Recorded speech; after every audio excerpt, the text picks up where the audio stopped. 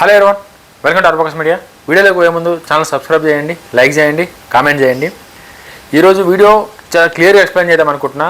Power star Pawan Kalyan గారు, విజయ్ దళపతి గారు ఇద్దరు, తమిళనాడు చీఫ్ మినిస్టర్ విజయ్ దళపతి గారు, Andhra Pradesh deputy chief minister Pawan Kalyan గారు.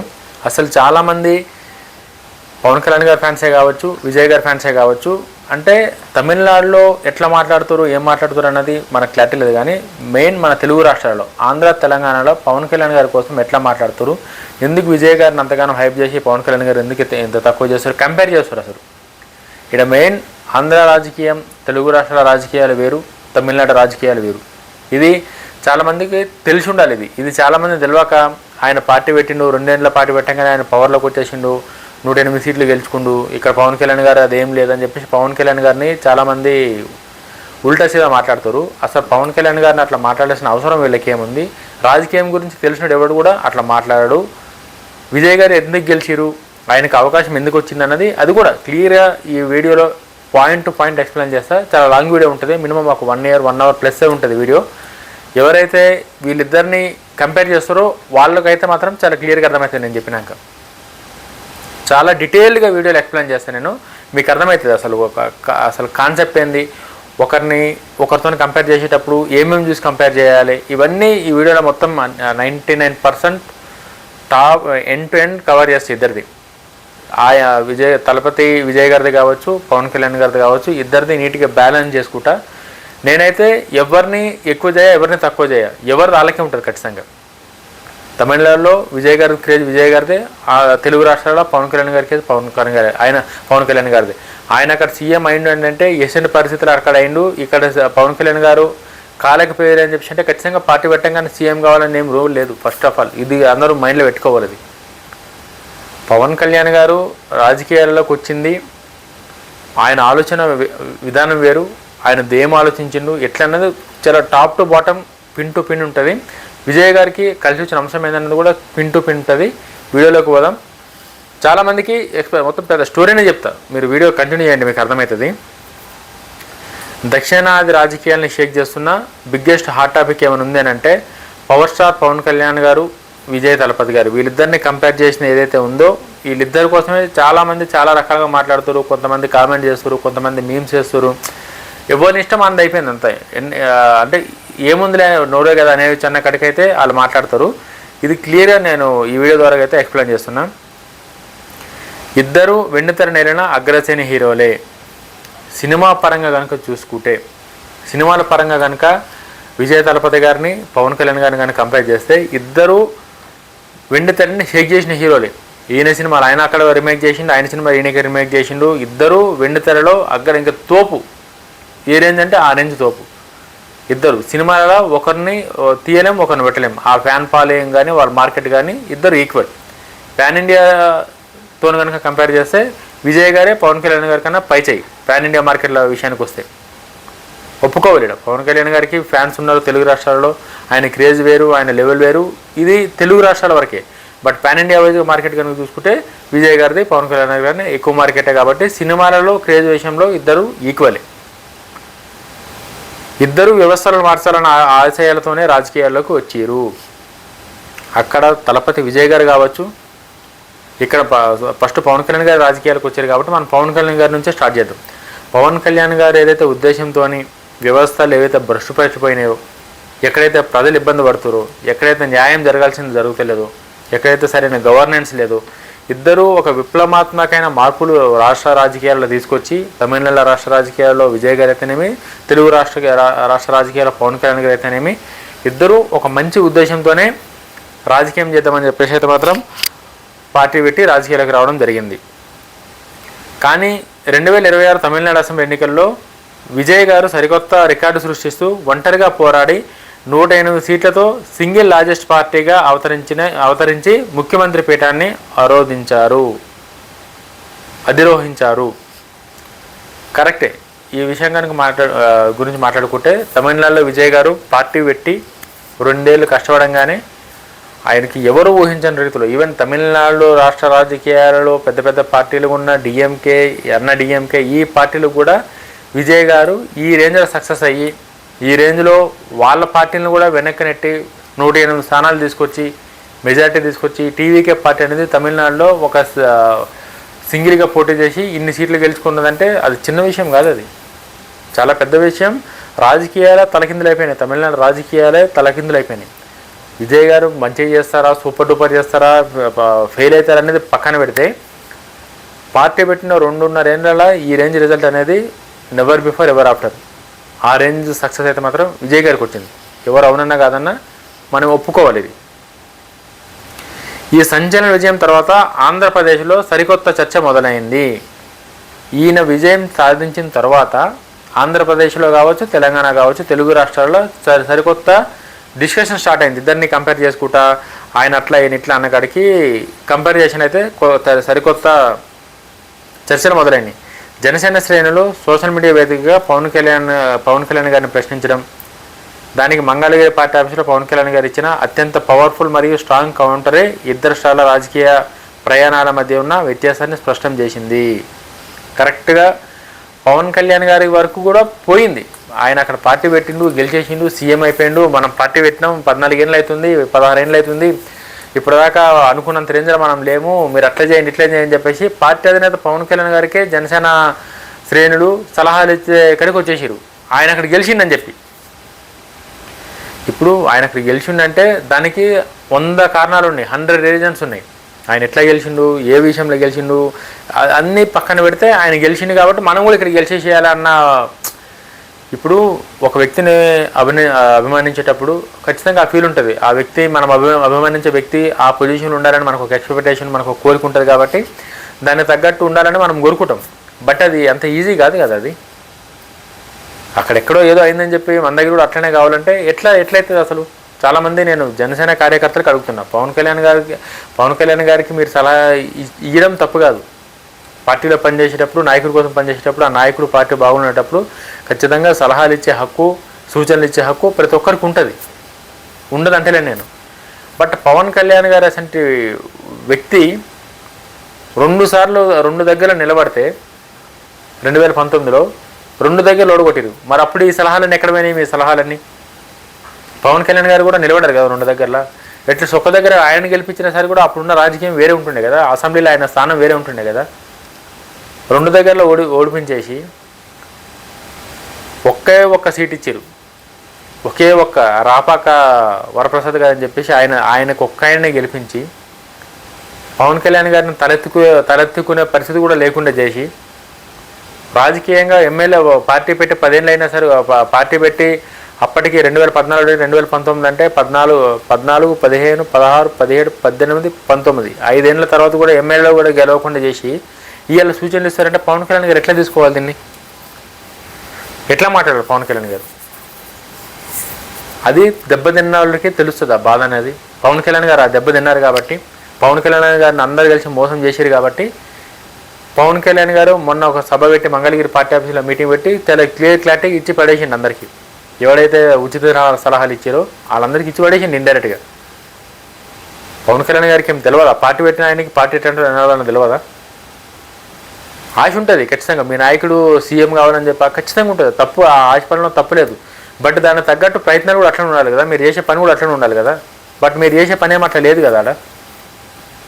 అట్లా లేనందుకే కదా ఆయన 2 దగ్గర ఓడిపోయాను పవన్ కళ్యాణ్ గారు.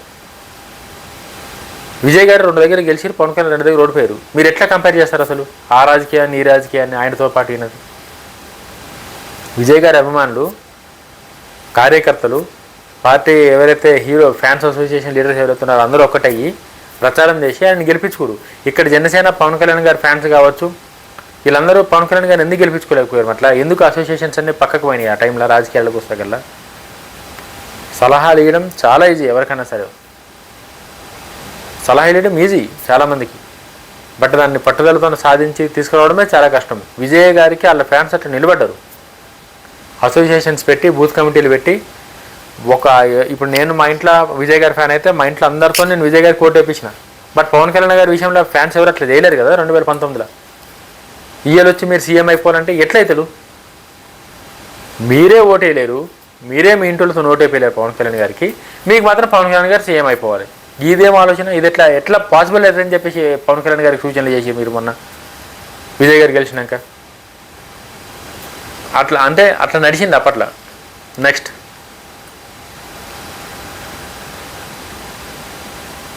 ఇద్దరు పార్టీ నాయకులు మైండ్ గేమ్ వ్యూహాలు మరియు ఏపీ వర్సెస్ తమిళనాడు రాజకీయాలపై ఒక అంటే వీళ్ళిద్దరు మైండ్ సెట్ వీళ్ళిద్దరు వ్యూహాలు ఎట్లుంటుంది ముంగట దానికోసం అని చెప్పేసి ఒక నీట్గా అనాలిసిస్ చేసిన స్టోరీ తీసుకొచ్చిన అది ఎక్స్ప్లెయిన్ చేస్తే ఇప్పుడు నేపథ్యం భిన్నమైన ప్రయాణాలు బట్ గమ్యం మాత్రం ఒకటే.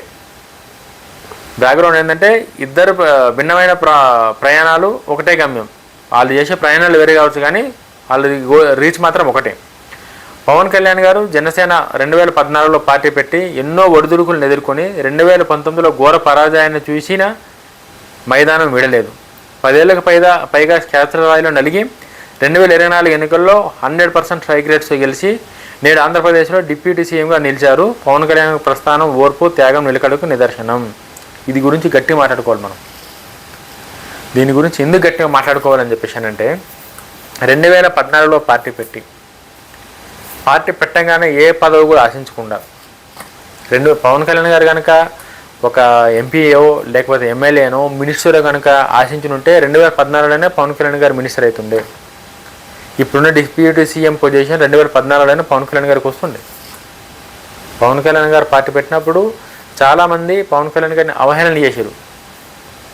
ఎందుకు అవహేళన చేశారంటే అంతకుముందు చిరంజీవి గారు పార్టీ పెట్టినందుకు, ఆ పార్టీ చిరంజీవి గారు తీసుకొని గంగలో కలిపేసినందుకు పవన్ కళ్యాణ్ గారి మీద ఆ ప్రభావం ఎంత పడ్డదని అంటే అది మాటలో చెప్పలేము. అది ఆ ప్రభావాన్ని తీసుకునికనే ఈ 10 ఏళ్ళ టైం పట్టింది. 2014 నుంచి 2024 వరకు టైం ఏమైనా పట్టింది దేనికి అని చెప్పేసి అంటే పవన్ కళ్యాణ్ అనేట ఆయన అసలు నిలదొక్కుంటాడా, చిరంజీవి గారి లాగానే పార్టీ పెట్టి పార్టీని వేరే పార్టీలో విలీనం ఎందుకు చేస్తాడే ఈయన కూడా, ఈయన రాజకీయాల్లో తట్టుకోగలడా, నిలదొక్కుకోగలడా అన్న విమర్శలు చాలామంది దగ్గర చాలా ఉన్నాయి. అసలు విమర్శలన్నింటిని కూడా ఎదుర్కొని కష్టపడి ఎన్ని అవమానాలు గురైనా 2 దగ్గరలో పార్టీ నాయకుడిగా ఓడిపోయినా అసలు పార్టీకి అనుకున్న రేంజ్లో ఎక్కడి నుంచి మద్దతు లభించకపోయినా సరే కూడా వెనకడుగేయకుండా సరే ఎంత దాకా అవుతుందో అంత దాకా అని చెప్పేసి మొండిగా నిలబడి ఇవాళ 100% స్ట్రైక్ రేట్తో గెలిచి డిప్యూటీ సీఎం అయిన పవన్ కళ్యాణ్ గారు. చిరంజీవి గారు పార్టీ ఎందుకు పెట్టారు, ఎందుకు అమ్మేసిండు అన్నది చిరంజీవి గారికే తెలవాలి. బట్ చిరంజీవి గారు పార్టీ పెట్టినప్పుడు చిరంజీవి గారి కన్నా ఎక్కువ కష్టపడింది పార్టీ కోసం పవన్ కళ్యాణ్ గారు. ప్రతి మీటింగ్కి కావచ్చు, ఎక్కడ అవసరమైతే అక్కడికి పవన్ కళ్యాణ్ గారు పోని చోటు లేదు ప్రజారాజ్యం పార్టీలో. అంత తిరిగి అంత కష్టపడి ఒక క్యాడర్ని క్రియేట్ చేసి ఎలక్షన్ అయిపోగానే వేరే పార్టీలో కలిపేసి ఖచ్చితంగా ఇంపాక్ట్ ఉంటుంది దీనిలో. ఆ ఇంపాక్ట్ కడుక్కోనికి పవన్ కళ్యాణ్ అనేటోడు పార్టీ అమ్మేటోడు కాదు, పార్టీని నిలబెట్టేటోడు అని చెప్పి నిరూపించుకునే పవన్ కళ్యాణ్ గారికి 10 ఏళ్ళు పట్టింది. ఇది ఎవడు ఆలోచించడు. ఇది పవన్ కళ్యాణ్ గారికి మాత్రం సలహాలు విమర్శలు ఇచ్చేసి పవన్ కళ్యాణ్ గారిని చేస్తారు. అట్లుంది సిచ్యువేషన్ ఇప్పుడు మన తెలుగు రాష్ట్రాలలో, తెలుగు రాజకీయాల్లో అట్లుంది సిచ్యువేషన్. ఏమంటాం చెప్పండి. ఇంకా ప్రజారాజ్యం ఇంపాక్టు పవన్ కళ్యాణ్ గారి మీద అంత పడింది చిరంజీవి గారిది. ఎవడైనా ఆలోచించే దానికోసం లేదు పార్టీ పెట్టేసేనా సీఎం అయిపోరంతే, పక్కన ఎవరు అయ్యారని చెప్పి ఎట్లా కంపేర్ చేశారు అసలు అది ఇప్పటికీ నాకు అర్థమైతే లేదు. రాజకీయాల గురించి తెలిసి కంపేర్ చేశారు, రాజకీయాల గురించి తెలియక కంపేర్ చేశారు అన్నది ఒక్కోసారి నాకే అసలు డౌట్ వస్తుంది. అసలు ఎట్లా ఇది కంపేర్ చేసింది, ఇది ఇట్లా చేశారని చెప్పి. నెక్స్ట్ వచ్చేసరికల్లా ఇన్ని గెలిచినా సరే కూడా క్షేత్రస్థాయిలో ఎక్కడ కూడా పవన్ కళ్యాణ్ గారు రాజకీయాన్ని వదలలేడు, నిలదొక్కున్నాడు. గెలిచిన వాడిని అదే రాజకీయాలు ఉంటాయని చెప్పి పట్టుబట్టి గెలిచి ఆంధ్రప్రదేశ్ రాష్ట్రానికి పంచాయతీరాజ్ శాఖ మంత్రిగా, ఉప ముఖ్యమంత్రిగా ఇలా నిలదొక్కుని నిలబడాడు పవన్ కళ్యాణ్ గారు. దళపతి విజయ్ టీవీకే అధినేత, టీవీకే పార్టీని స్థాపించి మొదటి అడుగులోనే సునామీ సృష్టించిండు. 2026 తమిళనాడు ఎన్నికలో ఒంటరిగానే బరిలోకి దిగి డిఎంకే డిఎంకే లాంటి దశాబ్ద చరిత్ర ఉన్న పార్టీలను దాటుకొని నేరుగా ముఖ్యమంత్రి పీఠాన్ని కైవసం చేసుకుంటూ దళపతి విజయ్ గారికి చిరంజీవి గారు పార్టీ పెట్టినట్టు దళపతి విజయ్ గారికి వాళ్ళ ఫ్యామిలీలో ఎవరు పార్టీ పెట్టలేరు. ముందు ఎవరు పార్టీ పెట్టలేరు, ఆయననే పార్టీ పెట్టిండు ఫస్ట్ టైం. అంటే ఆయన పార్టీ పెట్టే టైం ఒకటి కరెక్ట్గా సెట్ అయింది కొంచెం. పవన్ కళ్యాణ్ గారు పార్టీ పెట్టినప్పుడు ఈ మ్యాటర్ డిస్కస్ చేయడం మర్చిపోయినా మీకు. పవన్ కళ్యాణ్ గారు పార్టీ పెట్టినప్పుడు ఆంధ్ర తెలంగాణ అనేది ఏ రేంజ్లో ఆ ఉద్యమం నడుస్తుందో మనందరికీ తెలిసింది అప్పట్లో. అప్పుడు రాష్ట్ర రాజకీయాలన్నీ ఒక కొత్త కోణంలో ఉన్నాయి. అప్పుడు ఆంధ్ర తెలంగాణ, పవన్ కళ్యాణ్ గారు పార్టీ పెట్టినప్పుడు ఆంధ్ర అయినా తెలంగాణ అయినా ఆయన పార్టీ ఏంది, అసలు ఎక్కడ నిలబడతాడన్నది చాలా different genres, different types of discussions అన్నీ ఏమేమో ఉన్నాయి దాంట్లో. బట్ విజయ్ గారికి ఆ లొల్లి ఏం లేదు. ఆయన పార్టీ పెట్టినప్పుడు అదే తమిళనాడు ఉంది, ఏం విడిపోయే రాజకీయాలు లేవు, ప్రాంతీయ విభేదాలు లేవు, పంచాయతీ లేదు, లొల్లి లేదు. పార్టీ పెట్టుకుంటూ ప్రచారం చేసుకుంటూ 2.5 ఏళ్ళ తర్వాత సీఎం కుర్చీలో కూర్చుండు. ఆయనకి అట్లా కలిసి వచ్చింది. బట్ పవన్ కళ్యాణ్ గారికి అట్లా కలిసి రాలేదు కదా. ఒకవేళ ఉమ్మడి ఆంధ్రప్రదేశ్ అనేది ఉంటే పవన్ కళ్యాణ్ గారు కూడా గట్టి ప్రభావం చూపిస్తున్నాడేమో మేబీ. అప్పుడు అట్లా లేదు కదా. తెలంగాణ గ్రిప్ అంతా పోయింది కదా. అప్పుడు ఆంధ్ర పార్టీ వేరు, తెలంగాణ పార్టీ వేరు అని చెప్పేసి చాలా పెద్ద వేరియేషన్స్ కూడా వచ్చినాయి కదా మనకి. అవన్నీ గురించి మీరు ఆలోచించరు. మీరు మాత్రం పవన్ కళ్యాణ్ గారు సీఎం అయిపోవాలంతే. ఓట్లు అయిపోయారు, ప్రచారాలు చేయరు, పవన్ కళ్యాణ్ గారు కష్టంలో నిలబడరు. బట్ సలహాలు మాత్రం ఇస్తారు, మనం సీఎం అయిపోవాలి, మనం కాంప్రమైజ్ కావద్దు, మనం తగ్గేదే లేదన్న కాడికి. ఏంది అది, ఎడికనైతుంది అట్లా. నెక్స్ట్ వివాదం ఎక్కడ మొదలైంది? కేడర్ ఒత్తిడి. విజయ్ పార్టీ పెట్టిన తక్కువ కాలంలోనే నేరుగా సీఎం కావడంతో జనసేనలో ఒక వర్గం కార్యకర్తలు పవన్ కళ్యాణ్ గారు ఒత్తిడి తెచ్చారు. పక్క రాష్ట్రం విజయ్ ఒంటరికి వెళ్ళి సీఎం కాగలిగారు, మరి మనం 2024 టీడీపీ బోధిలో టీడీపీ బీజేపీలతో ఎందుకు కూటమి కట్టాం, మనం కూడా ఒంటరికి వెళ్ళి సీఎం కావడం ఎందుకు పట్టుబడలేదనే ప్రశ్నలు సోషల్ మీడియాలో అంతర్గతమైనాయి. వీళ్ళకి తాడుకి బొంగరానికి తేడా తెలియదు. తాడికి బొంగరానికి తేడా తెలియదు. సీఎం అయిపోవాలి, పవన్ కళ్యాణ్ గారు సీఎం అయిపోవాలి, మేము ఓట్లేయం. ఆయన ఒంటరికి వచ్చిన మనం ఎందుకు ఒంటరికి పోవద్దు? 2014 నుంచి ఇప్పటిదాకా పార్టీ పెట్టి టీడీపీ బీజేపీతో ఎందుకు మనం పొత్తుండాలి? అసలు ఆంధ్ర రాజకీయాలకి తమిళనాడు రాజకీయాలకి కొంచెమన్నా సంబంధం కానీ, అసలు ఒక ఎనాలిసిస్ కానీ, ఒక నాలెడ్జ్ కానీ ఏమన్నా ఉండాలి తాను? ఏం లేదు. వీళ్ళు పవన్ కళ్యాణ్ గారికి ఒత్తిడి తీసుకొస్తారు, మనం ఎందుకు ఒంటరికి పోదని చెప్పి. ఒంటరిగా పోయినప్పుడు ఏమైందో మీకేం తెలుసు? మీకేమైనా ఒక సోయి ఉంటే కదా మీకు ఒంటరికి పోయినప్పుడు.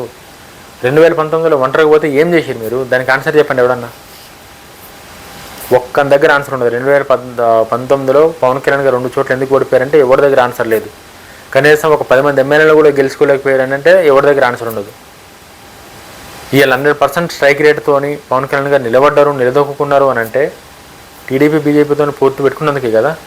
ఓట్లు చీలకుండా ఆ ఓట్ బ్యాంక్ని కాపాడుకొని నిలబడిన ప్రతి దగ్గర 2 చోట్ల దగ్గర గెలిచిరు కదా.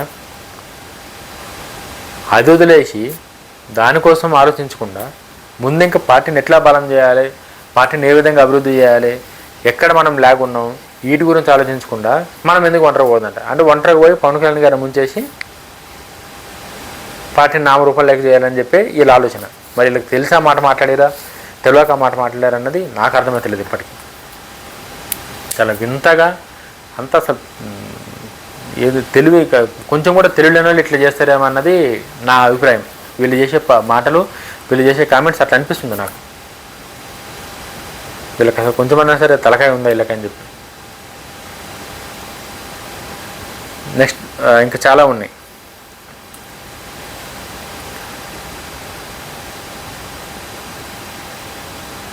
పవన్ కళ్యాణ్ గారు స్ట్రాంగ్ కౌంటర్ ఇచ్చారు. ఊర్లో పెళ్ళికి కుక్కల హడావిడి అని చెప్పేసి పవన్ కళ్యాణ్ గారు సాలిడ్ అయితే అసలు నాకు తెలిసి చాలా దమ్ము కావాలి పవన్ కళ్యాణ్ గారు లాగా మాట్లాడాలి అని అంటే. ఎవరికన్నా సరే కూడా గట్స్ దమ్ము కావాలి. ఆ దమ్ము పవన్ కళ్యాణ్ గారికి ఉంది కాబట్టి చాలా క్లియర్గా చెప్పేశారు. సింగిల్ షాట్లో చెప్పేసింది ఆయన. ఊర్లో పెళ్ళి కుక్కల హడావిడి అని చెప్పి. పెళ్ళి మనది కాదు, ఎవందో పెళ్ళి. బట్ అక్కడ ఎంగిలాకుల కోసం కుక్కలు కొట్లాడుకున్నట్టు మౌనం వాళ్ళ కామెంట్స్. చాలా సాలిడ్ రిప్లై అంటే చాలా సాలిడ్. అది నాకు తెలిసి ఎవడో ఎక్స్పెక్ట్ చేసి ఉంటాడు పవన్ కళ్యాణ్ గారి దగ్గర అసలు రిప్లై ఇచ్చారు పవన్ కళ్యాణ్ గారు. మన రాష్ట్రం కాదు, మన రాష్ట్ర రాజకీయం కాదు, ఆంధ్రప్రదేశ్ రాష్ట్రానికి తమిళనాడుకి సంబంధం లేదు. అక్కడ రాజకీయ పరిస్థితులు వేరే ఉన్నాయి. ఆయన పెట్టిండు, సీఎం అయిండు. అక్కడ సీఎం అయితే వీళ్ళు ఇక్కడ వచ్చి ఎవరు లేని, వీళ్ళు ఇక్కడ సలహాలు ఇచ్చలేంది. అసలు ఎంత దరిద్రం అది, ఎంత తెలివిలేని పని అది. తెలివి ఉన్నట్టు ఎవడన్నా సరే అట్లా అసలు కన్సిడర్ చేస్తాడా? ఒక్కడన్నా సరే కన్సిడర్ చేస్తారా? ఎవడు చేయడు. తెలివి ఉన్నాడు. తెలివి లేని వల్లే పిచ్చి పట్టినట్టుగో ఈసారి కంపారిజేషన్లు చేసి ఇట్లా ఉల్టా తిట్టిపించుకుంటారు. ఆ రాష్ట్రం వేరు, ఆ రాష్ట్ర రాజకీయం వేరు. ఎవడికి కావాలి రాష్ట్రంలో? ఎవడు సీఎం అయితే ఏంది, కాకపోతే ఏంది, ఏదైతే ఏముంది. పార్టీ పెట్టినాక అది టైం బాగుంది అయ్యిండు. బట్ ఈ రాష్ట్రంతో ఎందుకు పోల్చాలనేది కన్సర్న్ ఇడ. అక్కడ అయినట్టు ఇక్కడ జరగాలని రూల్ ఏమైనా ఉందా? లేకపోతే ఇక్కడ జరిగినట్టు అక్కడ జరగాలని రూల్ ఏమైనా ఉందా? ఏ రాష్ట్రానికి ఆ రాష్ట్ర రాజకీయం, అక్కడున్న పరిస్థితులు, అక్కడున్న ప్రభావాలు 100 కారణాలు ఉంటాయి ఒక్కొక్కటికి. అవన్నీ పక్కన పెట్టేసి మనం ఎందుకు సింగిల్ పోయి పోటీ చేయదంట. సింగిల్ పోయి పోటీ చేసినప్పుడు మీరు ఏం చేశారో చెప్పండి, ఎవరి దగ్గర ఆన్సర్ లేదు. మళ్ళీ సింగిల్గా పోయి మీరు పోటీ చేశారు కదా, పోటీ చేసినప్పుడు పవన్ కళ్యాణ్ ఓడిపోయారు కదా, మరి అప్పుడు ఏం చేశారంటే ఎవరి దగ్గర ఆన్సర్ లేదు. ఇప్పుడు వచ్చి సలహాలు సూచనలు మాత్రం పవన్ కళ్యాణ్ గారికి ఇస్తారు.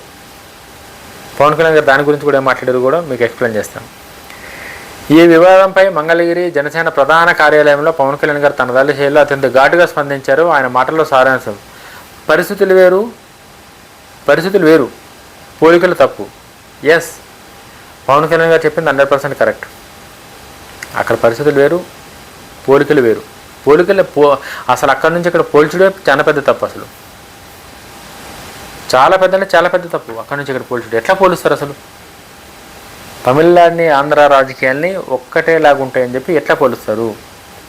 తమిళనాడు రాజకీయ పరిస్థితులు వేరు, ఆంధ్రప్రదేశ్ రాజకీయ పరిస్థితులు వేరు. ఒకరి విజయాన్ని చూసి ఇక్కడ పరిస్థితులతో పోల్చడం అవగాహన రాహిత్యం.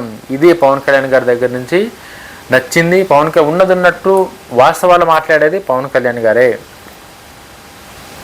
ఒకరి విజయాన్ని చూసి ఇక్కడ పరిస్థితులను పోల్చడం నిజంగా తెలివి లేని దద్దమ్మలే ఇవి ఆలోచిస్తారు. తెలుగున్నాడు ఎవడు కూడా అక్కడ రాజకీయాలతో ఇక్కడ పోల్చలేరు. అది ఎవరన్నా సరే, నువ్వన్నా నేనన్నా సరే కూడా మనకు కొంచెం తెలివి ఉందంటే, అరే అక్కడ రాష్ట్రం వేరు, ఆ రాజకీయం వేరు, వాళ్ళతో ఇక్కడ మనకు పోల్చేది ఏంది, ఇక్కడ ఉన్న పరిస్థితులు తగ్గట్టు మన పార్టీ ఎట్లుందన్నది మనం ఆలోచించాలి. కానీ గవర్నీ పక్కన పెట్టి ఆయన ఏండు నువ్వు కాలేదనంటే ఇది అసలు ఎంత తెలివి తక్కువ పని, ఎంత నిత్తులేని పని, ఎంత బుద్ధి తక్కువ పని. ఇది ఎవడన్నా యాక్సెప్ట్ చేస్తాడా? గీసండి మాటలు, గీసండి ముచ్చట్లు ఎవడన్నా తెలుగు ఉన్న ఎవడన్నా సరే యాక్సెప్ట్ చేస్తాడా? అంటే జనసేన పార్టీలో ఎంతమంది అయితే మంచి ఫ్యాన్స్ ఉన్నారో అంతమంది, కొంతమందికి తెలియని ఫ్యాన్స్ కూడా అట్లనే ఉన్నారు. వాళ్ళు ఎట్లా చేస్తారంటే వాళ్ళు ఓటేయరు. పవన్ కళ్యాణ్ గారికి ఇష్టమే, పవన్ కళ్యాణ్ గారికి వస్తారు, ఫోటోలు దిగుతారు, ఆయన వెంబడి ర్యాలీ వస్తే ర్యాలీలో పబ్లిక్ వస్తారు, కానీ ఓట్లు వేసేటప్పుడు మాత్రం ఓట్లు వేయరు. అసెంట్ ఫ్యాన్స్, ఆ ఫ్యాన్స్ అసెంట్ తెలుగులేని ఫ్యాన్సే ఇగో ఇసెంట్ తెలుగులేని సలహాలు ఇస్తారు పవన్ కళ్యాణ్ గారు. నాకైతే అట్లానే అనిపిస్తుంది. వీళ్ళు మాట్లాడిన మాటలు, వీళ్ళు ఇస్తున్న కామెంట్లు, వీళ్ళు ఇస్తున్న సలహాలు చూస్తే నాకు అదే అనిపిస్తుంది. వీళ్ళకి తెలుగు లేకని ఇట్లన్నీ చేస్తారు అన్నక్కడికే నాకు అనిపిస్తుంది. మరి అది వాళ్ళకి అసలు ఆ మాట ఎట్లొచ్చిందో, ఏ నోటుతో అట్లా చెప్పారో కానీ అవగాహన లేని వాళ్ళు అట్లా మాట్లాడతారు. పవన్ కళ్యాణ్ గారు కరెక్ట్గా చెప్పారు. సామెతలతో చకితుళ్ళు చేసిన పవన్ కళ్యాణ్ గారు.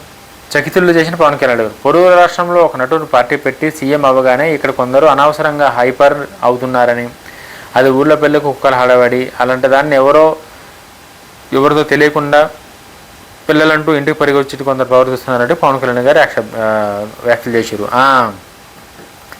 నేను చిన్నగా ఉన్నప్పుడు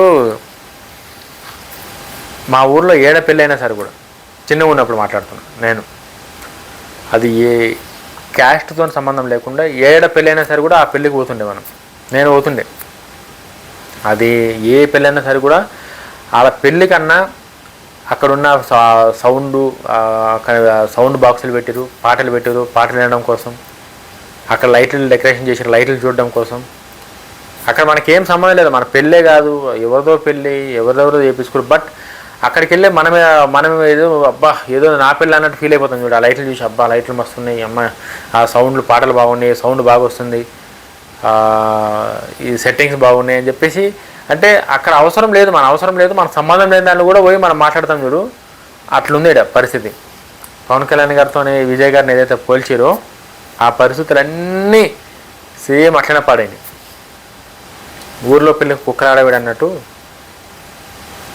సొమ్మొక్కడిది సోకొకూడదు అన్నట్టు, సంబంధం లేదు, ఏ దానికి సంబంధం లేదు అసలు. ఎక్కడ ఏ దానిల విషయంలో మాట్లాడుకున్నా సరే కూడా ఎక్కడ దానికి దేనికి సంబంధం లేదు. బట్ వీళ్ళు మాత్రం దాని గురించి ఇష్టానుసారంగా మాట్లాడి ఇష్టానుసారంగా కామెంట్లు చేసి పవన్ కళ్యాణ్ గారికి సూచనలు చేసి ఎక్కడికి వచ్చి వీళ్ళు ఎంత తీసుమార్గాలో అర్థం చేసుకోరు. ఇక మీరు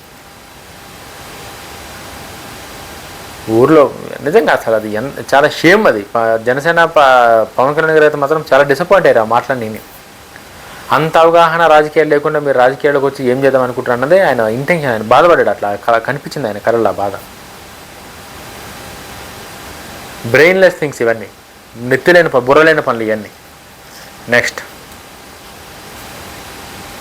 నాటి చేదు నిజాలు. నిజంగా చాలా చేదంటే పవన్ కళ్యాణ్ గారు కాబట్టి ఇన్ని ఘోరాలు జరిగి, ఇన్ని అవమానాలు జరిగి, 2 దగ్గరలో ఓడిపోయినా సరే, పార్టీని అధికారంలో ఉన్న పార్టీలు కావచ్చు, ఇంకా ఇతర పార్టీలు కావచ్చు, అవహేళన చేసినా సరే, ఎన్ని అవమానాలు చేసినా సరే ఎదుర్కొని అంత ఘోరమైన పరాజయం తర్వాత కూడా పవన్ కళ్యాణ్ గారు నిలదొక్కున్నారంటే మాత్రం ఆయన ఓపికకి మనందరం సెల్యూట్ చేయాలి. అది అటువంటి పరాభావం కానీ, అటువంటి అవమానాలు వేరే ఎవ్వరు జరిగినా సరే కూడా రాజకీయాలు వదిలేసి హ్యాపీగా పోయి సినిమాలు చేసుకుని ఇలా పాన్ ఇండియా మార్కెట్ పెంచుకొని కోట్లలో పైసలు సంపాదించుకుంటే హాయిగా ఇట్లా ఎంజాయ్ చేస్తుండే. బట్ పవన్ కళ్యాణ్ గారు ఏదో ఒకరోజు నా టైం రాకపోతుందా, నేను గెలవకపోతానా, నాకు ప్రజలు ఓట్లు వేయకపోతా నమ్మకపోతానని ఒక నమ్మకంతో, ఒక సంకల్పంతో నిలబడి ఇలా దాన్ని నిలబెట్టుకుండు. 2019లో ఒంటరిగా పోటీ చేసినప్పుడు ఈ మాట్లాడే వాళ్ళంతా ఎక్కడికి పోయారు? కరెక్ట్, ఇప్పుడున్న డైలాగులు ఎవడైతే చెప్తుండో, ఎవడైతే సలహాలు ఇస్తుండో, ఏడికి పోయి వీళ్ళందరూ? 2019లో పవన్ కళ్యాణ్ గారు ఓడిపోయినప్పుడు ఆయన అన్న మేమందరం ఓట్లు వేసినాం, ఎట్లా ఓడిపోయినాం అని చెప్పేసి ఎవడన్నా అడిగిందా? ఎవరు అడగలేదు, అడగాల్సిన అవసరమూ లేదు వాళ్ళకి. ఇప్పుడు మాత్రం వచ్చి మనం సింగిల్గా పోదామని అంటారు. రాష్ట్రాల రాజకీయాల ఒక పార్టీ, ఆ పార్టీ బలాలు ఎట్లున్నాయి, ఆ పార్టీ బలాలేంది, బలహీనతలేంది, మనం అనుకున్న దానికి రీచ్ కావాలంటే ఏం చేయాలి, దానికి ఒక స్ట్రాటజీ, ఒక ప్రణాళిక, ఒక పార్టీకి ఒక నిబద్ధత, ఒక పాలసీ, అన్నీ 100 రకాలుగా ఉంటాయి. అవన్నీ వీళ్ళకి తెలియదు, సింగిల్గా పోవాలంతే. ఏదో కూసే గారిది వచ్చి మేసే గారిని చెడగొట్టినట్టు నడుస్తున్న వాళ్ళు ఖరాబ్ చేయాలన్న కాడికి ఎవరైతే కొంతమంది ఉంటారు కదా, డ్రామా గాళ్ళు, అంత చిల్లర గాళ్ళు, వాళ్ళు చేసే పని ఇదంతా. బాధపడవచ్చు కొంతమందికి, బట్ వాస్తవాలు ఇవే. ప్రజలు నన్ను ఓడించారు, రాజకీయాలు టైమింగ్ ముఖ్యం అని కేడర్ గుర్తు చేస్తారు. కూటమి వెనుకున్న వ్యూహం కరెక్ట్, ఇదైతే చాలా ఇంపార్టెంట్ విషయం కూడా. ఏపీలో గత ప్రభుత్వం సృష్టించిన అరాచక పాలనలో అంతం చేయడానికి పవన్ కళ్యాణ్ గారు ఈ కూటమిలో జత చేయడానికి చాలా రీజన్స్ ఉన్నాయి. 1-2 రీజన్లు కాదు, ఇన్ని రీజన్స్ ఉన్నాయి. ఏంది రీజన్స్ అనేది కూడా మీకు ఎక్స్ప్లెయిన్ చేస్తాను. వైఎస్ఆర్ కాంగ్రెస్ పార్టీ అధికారంలో ఉండేటప్పుడు రాష్ట్రంలో ఎవరైనా సరే స్వేచ్ఛగా తిరగలిగారు అప్పట్లో. అంటే పవన్ కళ్యాణ్ గారు రిషికొండలో జగన్మోహన్ రెడ్డి ఒక బిల్డింగ్ కడుతున్నారు. అసలు ఆ బిల్డింగ్ ఎందుకు కడుతున్నారు చూడడానికి వెళ్దామంటే పవన్ కళ్యాణ్ గారిని పంపించలేరు, ఆఫీసు రోడ్డు మీద. నవోటల్లో పవన్ కళ్యాణ్ గారు షేర్ చేస్తే బయటికి రానిలేరు, హోటల్ నుంచి బయటికి రానిలేరు. చంద్రబాబు నాయుడు గారిని అరెస్ట్ చేసిరు, ఆంధ్రప్రదేశ్ వచ్చి అసలు ఏందని చెప్పి తెలుసుకుందామంటే నడి రోడ్డు మీద ఆపేసారు పవన్ కళ్యాణ్ గారిని. ఇటువంటి పరిస్థితులన్నీ జరగొద్దు. ఆంధ్రప్రదేశ్లో లా అండ్ ఆర్డర్ కరెక్ట్గా ఉండాలి. ప్రజలకు అనుకున్నంత ట్రాన్స్పరెంటీ రాజకీయాలు రావాలంటే కూటమితో జత కట్టితేనే ఇవన్నీ అరాచకాలు బంద్ అవుతాయి. మనకు తెలుసు చాలా ఇన్సిడెంట్లు జరిగినాయి. మద్యం కూడా మనకు తెలిసిందే, కల్తీ మద్యం. అదంతా ఎవ్వరికి నచ్చింది వాళ్ళు అమ్ముకురు. అప్పట్లో ఎంతోమంది ప్రాణాలు పోయినాయి కల్తీ మద్యంతో. ఇండియాలో దొరికిన బ్రాండ్లన్నీ వేరు, ఆంధ్రప్రదేశ్లో దొరికే బ్రాండ్లు వేరు. అప్పట్లో ఈ బ్రాండ్లకి ఆ బ్రాండ్కి సంబంధం లేదు. బూమ్ అని చెప్పేసి, గోల్డ్ మెడల్ అని చెప్పేసి, అమరావతి అని చెప్పేసి, స్పెషల్ స్టేటస్ అని చెప్పేసి ఏది దొరుకుతుంది ఇష్టానుసారంగా ఇది చేసేసి అప్పట్లో ఏపీలో అరాచకాలను పాలన అంతం చేయడానికి రాష్ట్ర స్థిరత్వం కోసమే తన సొంత ఈగోలను పక్కన పెట్టి చంద్రబాబు నాయుడు గారితో బీజేపీతో జతకట్టానని ఆ త్యాగమే ఈరోజు కూటమి అధికారంలో తీసుకొచ్చిందని చెప్పారు. పవన్ కళ్యాణ్ గారు ఏం చెప్పారంటే, ఏపీలో గత ప్రభుత్వం సృష్టించిన అరాచక పాలనను అంతం చేయడానికే రాష్ట్ర స్థిరత్వం. ఫస్ట్ రాష్ట్రంలో ఒక స్థిరత్వం అనేది లేదు. లొల్లి, గొడవలు, పంచాయతీలు, అరుపులు, కేకలు, ఇవే పంచాయతీ. రాష్ట్రంలో అభివృద్ధి లేదు, నిరుద్యోగులకు ఉద్యోగాలు లేవు. ఏంటంటే ఏమీ లేదు రాష్ట్రంలో. ఒక రాష్ట్రం ఉందంటే ఉందంతే, నడుస్తుందంతే. అప్పులు తీసుకురావాలి, ప్రజలకు పంచిపెట్టాలి, ఇవే నడిచినాయి అప్పట్లో. అవన్నీ తిప్పికొట్టి ఈరోజు అనుకున్నంత రేంజ్లో రాష్ట్రం అభివృద్ధి చెందాలి అని అంటే, రాష్ట్రం బాగుండాలి అని అంటే, రాష్ట్రంకు పరిశ్రమలు రావాలంటే, ఇన్వెస్ట్మెంట్లు తీసుకురావాలి అని అంటే పవన్ కళ్యాణ్ గారు చంద్రబాబు కలవకపోతే ఇవన్నీ కావని చెప్పి తెలిసి రాష్ట్రం కోసం పవన్ కళ్యాణ్ గారు ఈగోను కూడా పక్కన పెట్టి 2019 అలాగే వేరే పోటీ చేసినప్పుడు టీడీపీ వర్సెస్ జనసేన అన్న కలిసి నడిచింది. వీళ్ళిద్దరూ కొట్టుకొని ఏదో దొంగలు వీళ్ళిద్దరూ కొట్టుకొని వేరేటోడికి ఏదో ఇచ్చేసినట్టు, వేరే కాకి ఏదో ఎత్తుకుపోయినట్టు వీళ్ళిద్దరు విడిపోవడం వల్లనే జగన్మోహన్ రెడ్డి గారు 2019లో గెలిచారు. అది వాస్తవం. వీళ్ళిద్దరు కలిస్తే జగన్మోహన్ రెడ్డి గారి పరిస్థితిలో మనం చూసినాం. సో మళ్ళీ జగన్మోహన్ రెడ్డి గారు రావద్దు, అలాంటి అరాచక పాలన జరగద్దు అని అంటే ఖచ్చితంగా మనం కూటమి పోటీ చేస్తేనే అవుతుందన్న దాన్ని నమ్మి పవన్ కళ్యాణ్ గారు ఇవాళ ఆ పొజిషన్కి వచ్చి పార్టీని నిలబెట్టారు. సిద్ధాంతాల యుద్ధం పవన్ కళ్యాణ్ వర్సెస్ విజయ్. పవన్ కళ్యాణ్ గారు విజయ్ గారు సిద్ధాంతాలు ఎట్లున్నాయో మీకు క్లియర్గా ఎక్స్ప్లెయిన్ చేస్తారు. దీనిలో ఒక ప్రస్తుత హోదా, పవన్ కళ్యాణ్ గారు జనసేన పార్టీ నుంచి ఆంధ్రప్రదేశ్లో డిప్యూటీ సీఎంగా ఉన్నారు. విజయ్ గారు తమిళనాడులో ముఖ్యమంత్రిగా ఉన్నారు.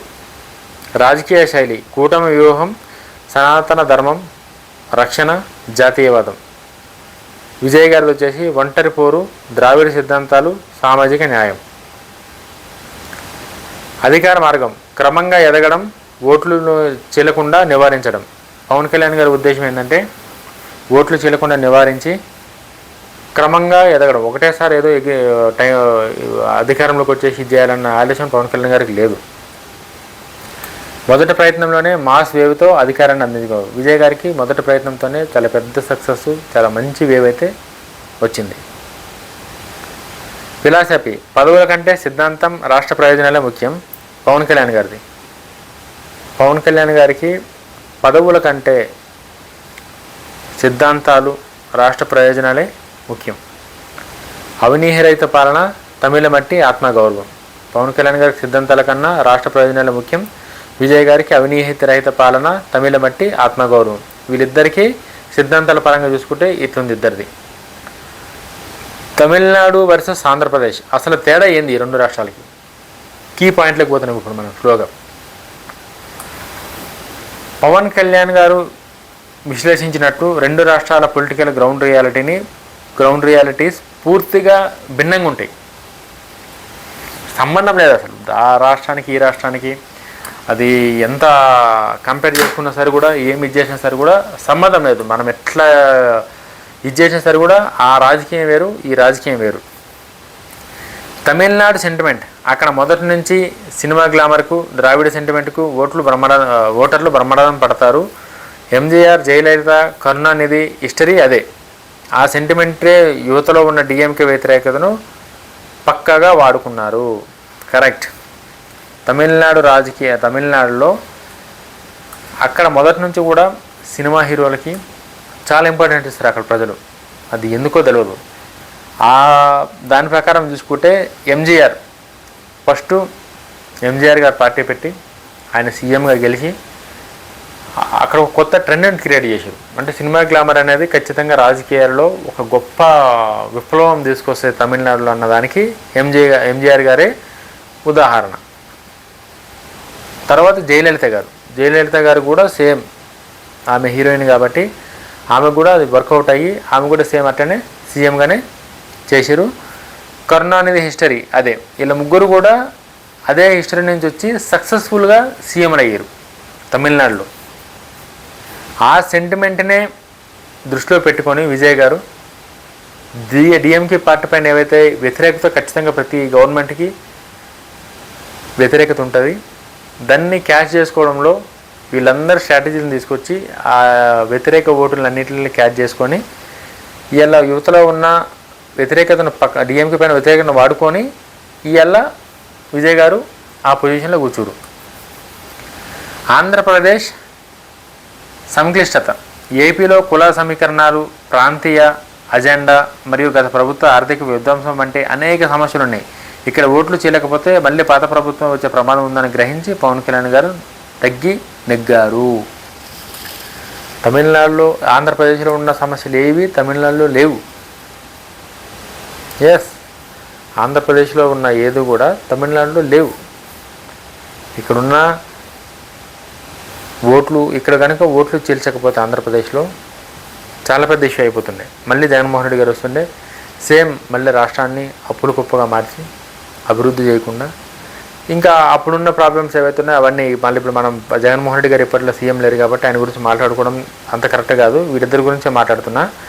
అంటే ఆ జగన్మోహన్ రెడ్డి గారు రావద్దు అని అంటే ఖచ్చితంగా వీళ్ళిద్దరు కలవాల్సిందే కాబట్టి కలిసి ఇవాళ ఇంత దానం తీసుకొచ్చారు. పవన్ కళ్యాణ్ గారు తన సుదీర్ఘ రాజకీయ ప్రయాణంలో రాజకీయాల్లో గెలవాలంటే కొన్నిసార్లు వెనక్కి తగ్గడం కూడా ఒక పెద్ద వ్యూహమే అని నిరూపించి కింగ్ మేయర్గా ఎదిగారు. మరోవైపు విజయ్ తొలడుగులోనే సింహాసనం కొట్టాలని కచ్చితో ఒంటరిగా పోరాడి కింగ్ అయ్యాడు. అక్కడున్న రాష్ట్ర పరిస్థితులను బట్టి అక్కడున్న రాజకీయ పరిస్థితులను బట్టి ఒక్కొక్కసారి తగ్గాలి. తగ్గితే తప్పేమి, ఇవాళ కాకపోతే రేపన్నా సక్సెస్ కావచ్చు. ఇవాళనే నేను సక్సెస్ కావాలనుకోవడం మూర్ఖత్వం. నిలదొక్కుకోవాలి, నలగాలి. ఇవన్నీ పవన్ కళ్యాణ్ గారు చేసి ఇవాళ ఆ స్టేజ్కి వచ్చారు. ఇవాళ పవన్ కళ్యాణ్ గారు అంత ఈజీగా ఒట్టిగా ఏదో గాలిలో దీపం పెట్టి అట్లా ఆ ఉద్దేశంతోనైతే పవన్ కళ్యాణ్ గారు రాలేదు. ఆయన వ్యూహం, ఆయన స్ట్రాటజీ చాలా పెద్దవి. వాటన్ని రిజల్టే ఇవాళ ఆయన ఉన్న పొజిషన్. తొలి అడుగులోనే సింహాసనాన్ని కొట్టాలనుకున్నారు గారు విజయ్ గారు. ఆయన ఏదైతే వ్యూహాలు ఉన్నాయో అవన్నీ వర్కౌట్ అయినాయి. ఆయన సింహాసనం కొట్టేసిండు, కింగ్ అయ్యిండు ఆయన. విజయ్ సీఎం అయినందుకు పవన్ కళ్యాణ్ గారు మెగాస్టార్ చిరంజీవి శుభాకాంక్షలు తెలిపారు. వ్యక్తిగతంగా ఇద్దరి మధ్య సంబంధాలు ఉన్నప్పటికీ రాజకీయ విషయానికి వస్తే పవన్ కళ్యాణ్ గారు ఎంచుకున్న కూటమి నిలకడ మార్గం ఏపీకి కరెక్టే అని ఆయన నిరూపించుకుంటూ విజయ్ ఎంచుకున్న వన్ మ్యాన్ షో తమిళనాడుకి కరెక్ట్ అయిందని ఆయన డిసైడ్ అయ్యి విభిన్నమైన దారులైన ప్రజాసేవలు ఇద్దరు గ్లోబల్ స్టార్లుగా ప్రయాణం రాబోయే సినిమాలో దక్షిణాది రాజకీయాలను శాసించబోయేది ఎలాంటి సందేహం లేదు. దక్షిణాది రాష్ట్రాలలో ఖచ్చితంగా సినిమా హీరోలు చాలా ప్రభావవంతమైన కీలక పాత్ర రాజకీయాల్లో పోషిస్తారనేది అయితే మాత్రం చాలా క్లియర్గా వీళ్ళిద్దరు దానితోనైతే అర్థమైంది. ఇప్పటికైనా సరే కూడా జనసేన కార్యకర్తలు కావచ్చు, జనసేన నాయకులు కావచ్చు, పవన్ కళ్యాణ్ గారిని విజయ్ గారిని పోల్చొద్దు. ఇద్దరు వాళ్ళ దారులు వేరు, వాళ్ళ రహదారులు వేరు, వాళ్ళ లెక్కనే వేరు. సంబంధం లేదు వాళ్ళకి వీళ్ళకి. అది అసలు కలపకండి ఇద్దరిని. ఇంకా నెక్స్ట్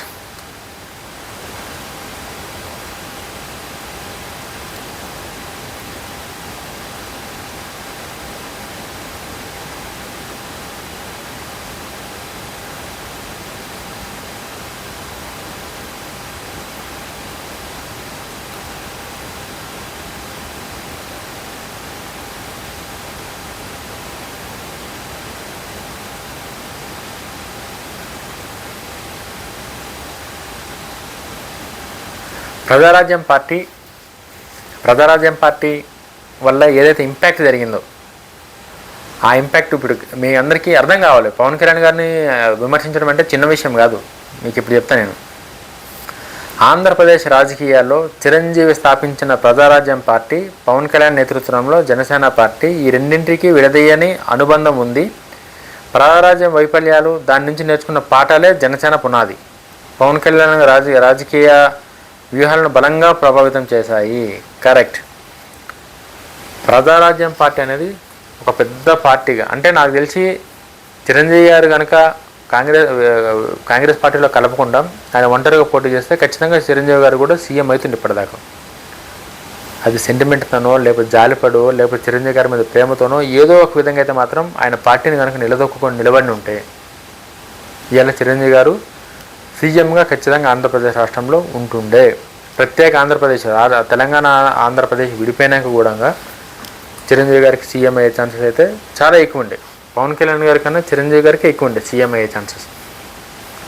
బట్ అది ఎక్కడ పోయిందంటే తీసుకుపోయి వేరే పార్టీలు కలుపుడు, చిరంజీవి గారికి ఉన్న పేరు, అప్పటికున్న పవర్ అన్నీ గంగలు కలిసిపోయినాయి.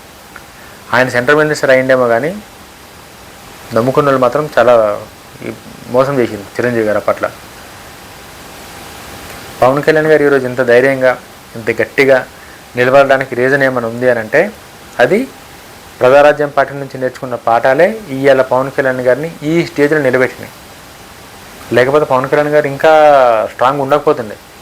ఇంత స్ట్రాంగ్గా ఇవాళ ఉన్నాడు, నిలదొక్కున్నాడు, నిలబడ్డాడు అని అంటే దానికి కేవలం ఒకటే reason, Praja Rajyam party. Praja Rajyam party ప్రభావం జనసేన పైన ఎలా ఉందో నీట్గా అయితే నేను ఎక్స్ప్లెయిన్ చేస్తాను. ఇప్పుడు నేపథ్యం బ్యాక్గ్రౌండ్ ఏంటంటే ప్రజారాజ్య స్థాపన పవన్ కళ్యాణ్ పాత్ర. 2008లో చిరంజీవి ప్రజారాజ్యం పార్టీని స్థాపించినప్పుడు రాష్ట్రంలో ఒక రకమైన రాజకీయ నిశ్శబ్దాన్ని ఛేదిస్తూ భారీ అంచనాలు ఏర్పడ్డాయి. చిరంజీవి గారు రాజకీయాల్లోకి వస్తారంటేనే ఒక సెన్సేషనల్. అప్పట్లో చిరంజీవి గారికి ఉన్న క్రేజ్ ఆ రేంజ్ అని ఉంటుంది. అప్పట్లో మామూలు క్రేజ్ కాదు, మామూలు రేంజ్ కాదు అది.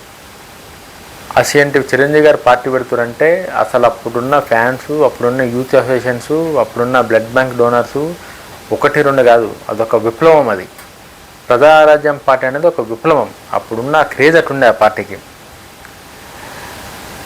భారీ అంచనాలు ఏర్పడ్డాయి. ఆ సమయంలో పవన్ కళ్యాణ్ గారు ఆ పార్టీ యువజన భాగమైన యువరాజ్యం అధ్యక్షుడిగా బాధ్యతలు చేపట్టారు. పార్టీ పెట్టినప్పుడే నీట్గా క్యాడర్లు పెట్టి యువరాజ్యం అని చెప్పేసి ఒక పార్టీ యువతని ఆకర్షించే ఒక అధ్యక్షుడిగా పవన్ కళ్యాణ్కి బాధ్యతలు చేపట్టి సక్సెస్ఫుల్గా అయితే మాత్రం ఆయన పని ఆయన చేసిందని చెప్పొచ్చు మనం. ఎంత సక్సెస్ఫుల్గా చేసిందంటే ఇంకా అది ఎక్సలెంట్. అది దాని గురించి మనం ఎంత చెప్పినా తక్కువనే, ఎంత మాట్లాడుకున్నా తక్కువనే.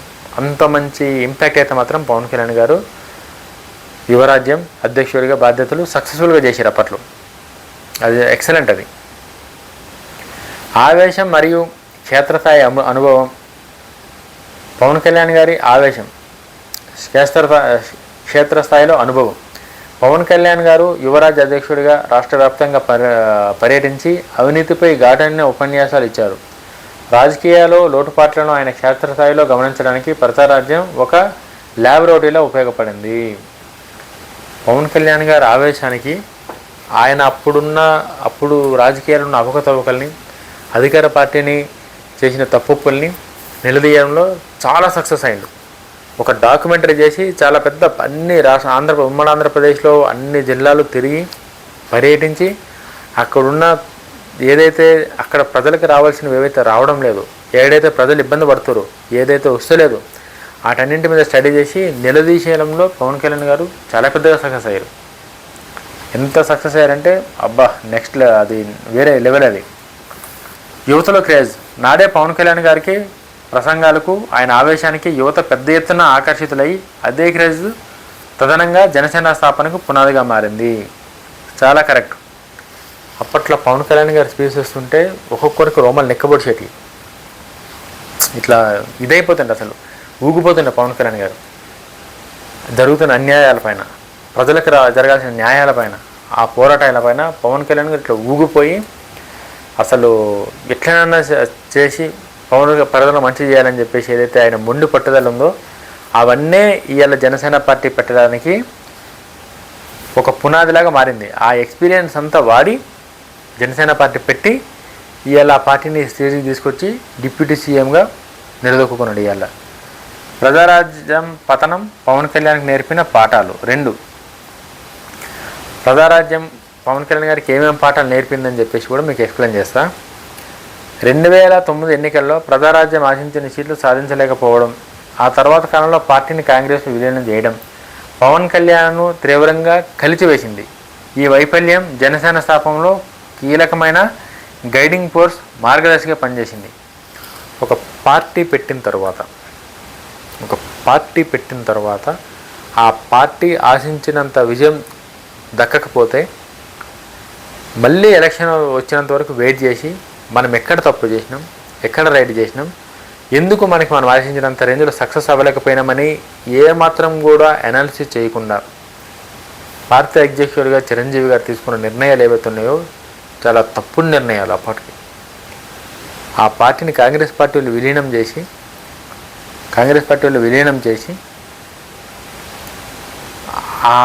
ఏదైతే విలీనం ఉందో ఆ టైంలో చిరంజీవి గారితో కూడా ఎదురెళ్ళడానికి పవన్ కళ్యాణ్కి ఎదురెళ్ళి చిరంజీవి గారితో విభేదం పెట్టుకొని బయటకు వచ్చిన పరిస్థితి అయితే మనం చూసినాం. అప్పట్లో తీసుకోలేకపోయారు పవన్ కళ్యాణ్. ఇంత కష్టపడి ఇంత చేసిన తర్వాత అనుకున్నంత సీట్లు ఒకటేసారి రావాలని రూల్ ఏమైనా ఉందా?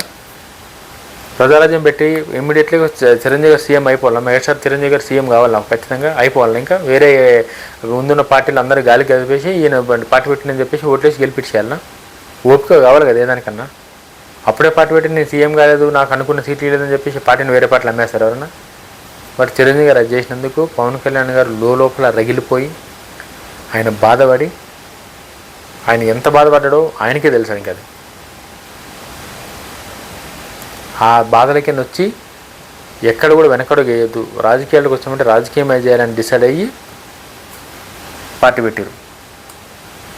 మార్గదర్శిగా అది ఏదైతే ఆ తప్పులే ఇక్కడ జరగకుండా నీట్గా చూసుకొని ఇట్లా స్మూత్గా రన్ చేస్తుంది. ఇప్పుడు విలీన వ్యతిరేకత సిద్ధాంత నిబద్ధత. ప్రజారాజ్యం కాంగ్రెస్లో విలీనం కావడం పవన్ కళ్యాణ్కు అస్సలు ఇష్టం లేదు. అందుకే జనసేన స్థాపించినప్పుడు ఆయన మొదటి రోజు సస్పెండ్ చేశారు. జనసేన ఎప్పటికీ వేరే పార్టీలో విలీనం కాదు. ఇది చాలామంది గుర్తుపెట్టుకోవాల్సిన విషయం. పవన్ కళ్యాణ్ గారు అనే వ్యక్తి పార్టీ పెట్టినప్పుడే, అంటే అంత పెద్ద డ్యామేజ్ జరిగి అంత పరువు పోయి అంత ఇన్సల్ట్ అయినా సరే కూడా తన లక్ష్యం ప్రజలకు మంచి సేవలనే లక్ష్యం ఏదైతే ఉందో ఆ లక్ష్యాన్ని పవన్ కళ్యాణ్ గారు ఎక్కడ కూడా వదలకుండా చాలా నీట్గా ప్లాన్ చేసి ఈ పార్టీ అధికారం ఇచ్చినా ఇవ్వకున్నా సరే కూడా అధికారం ఇవ్వకపోతే ఇచ్చినంత వరకు పోరాడతాం తప్ప వేరే పార్టీలో విలీనం మాత్రం చేయనని చెప్పేసి ఆ రోజు చాలా గట్టిగా పవన్ కళ్యాణ్ గారు నిలబడి ఇవాళ పార్టీని ఇంతగా తీసుకొచ్చారు. ప్రజారాజ్యం అనుభవం నేర్పిన మొదటి పాఠం, ఎన్నికల ఓటములకు భయపడి సిద్ధాంతాలను నమ్మిన జనాలను వదిలేసి వేరే పార్టీలో కలిసిపోకూడదు. ప్రజారాజ్యం నేర్పిన పాఠం ఏంటంటే పార్టీ పెట్టినగానే గెలవలేదని చెప్పేసి బాధతోని పార్టీని వేరే పార్టీలో వదిలేసి నమ్మిన వాళ్ళందరూ నెట్టేంటి ముంచేసి వేరే పార్టీలతో కలిసిపోకూడదు. అది పవన్ కళ్యాణ్ గారికి చాలా గట్టిగా అర్థమైంది. అది ఎంత గట్టిగా అర్థమైందంటే పవన్ కళ్యాణ్ గారికి అంత గట్టిగా అర్థమైంది. దానికోసం పవన్ కళ్యాణ్ గారు ఎంత చేయాలని అంత చేసి ఇవాళ ఇంత దారికి తీసుకొచ్చారు. ఇవాళ టికెట్ల అమ్మకం, పారదర్శకత. ప్రజారాజ్యం ఓటమికి ప్రధాన కారణాల్లో ఒకటి చివరి నిమిషంలో ధనబలం చూసి పారాషూట్ నాయకులకు టికెట్లు ఇవ్వడం, సిద్ధాంతాలు లేని నాయకులను చేర్చుకోవడం. కరెక్ట్. ప్రజారాజ్యం పార్టీలో గెలవాలంటే డబ్బులు ఎవడిచ్చిందో అనేది చూసుకోకుండా ఎవరికైతే జనాలు ఓట్లు వేస్తారో వాళ్ళని సెలెక్ట్ చేసుకుని కనుక వాళ్ళకి సీట్లు ఇచ్చిన ఉంటే ఖచ్చితంగా పార్టీ గెలుస్తుండే, అనుకున్న దానికన్నా సీట్లు ఎక్కువ వస్తుండే, సీఎం కూడా అవుతుండే. ఎప్పుడు మంచి వాళ్ళు కనుక టికెట్లు ఇచ్చి మంచి నాయకులు కనుక సెలెక్ట్ చేసుకుని ఉంటే. అట్లా కాకుండా లాస్ట్ మూమెంట్ దాకా టికెట్లు లేకుండా డబ్బులు ఇచ్చిన టికెట్లు అమ్మిపెట్టి డబ్బులు ఇచ్చి టికెట్లు కొనుక్కున్నట్టు ప్రజలకు ఎట్లా మంచి చేస్తారని చెప్పి అనుకుని చిరంజీవి గారు అప్పట్లో ఆ డిసిజన్ తీసుకురు.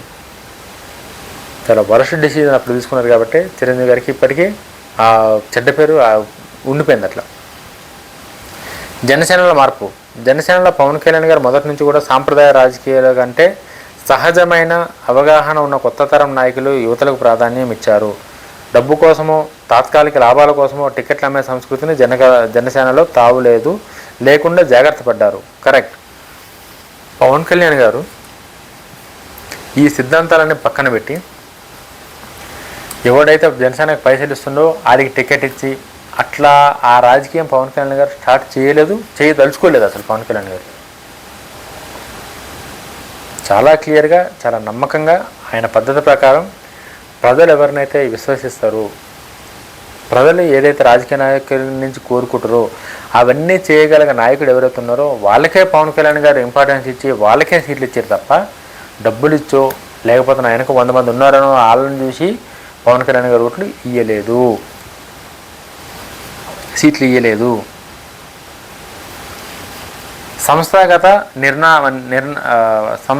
సంస్థాగత నిర్మాణంపైన శ్రద్ధ. ప్రజారాజ్యం కేవలం చిరంజీవి ఇమేజ్ ఆధారంగా సరైన క్షేత్రస్థాయి కమిటీ లేకుండా ఎన్నికలకు వెళ్ళింది. ప్రజారాజ్యం పార్టీ పెట్టినప్పుడు చిరంజీవి గారి పార్టీ అనే ఒక పేరు తప్ప ఆ పార్టీకి ఒక కమిట్మెంట్ కానీ, ఆ పార్టీకి ఒక విశ్వసనీయత కానీ, ఆ పార్టీకి ఒక క్షేత్రస్థాయి కమిటీలు కానీ, బూత్ కమిటీలు కానీ, ఒక విలేజ్ దగ్గర నుంచి వార్డు మెంబర్ దగ్గర నుంచి సర్పంచ్ దగ్గర నుంచి ఒక లీడర్షిప్ కానీ ఏమీ లేవు. చిరంజీవి గారి పార్టీ ఉన్న పేరు తప్ప. దానికి ప్రజలు ఎందుకు ఓట్లు వేయాలి? అట్లా వేయలేరు కదా ఓట్లు. దేనికోసం వేస్తారు? అట్లా ఎందుకు ఓట్లు వేయాలి అసలు ప్రజలు? అది చాలా పెద్ద తప్పు ప్రజారాజ్యం పార్టీలో జరిగింది. జనసేన విషయంలో పవన్ కళ్యాణ్ గారు తొందరపడలేదు. 2014లో పార్టీ పెట్టిన 2019 వరకు సంస్థాగతంగా బలోపేతం కావడం పైన దృష్టి పెట్టారు. గ్రామ స్థాయి నుంచి కమిటీలు వేయడం, క్రియాశీలక సభ్యత్వాలు నమోదు చేసినటువంటివి ప్రజారాజ్యం తప్పు నుంచి నేర్చుకుని చూసినవే. ప్రజారాజ్యం పార్టీలో గ్రామాలలో ఎక్కడ కూడా ఎవ్వడు పార్టీకి సపోర్ట్ చేసినాడు కానీ, మా పార్టీకి ఓటేయని అడిగేటోడు కానీ దిక్కుదేవాన లేకుండా చేసేవు.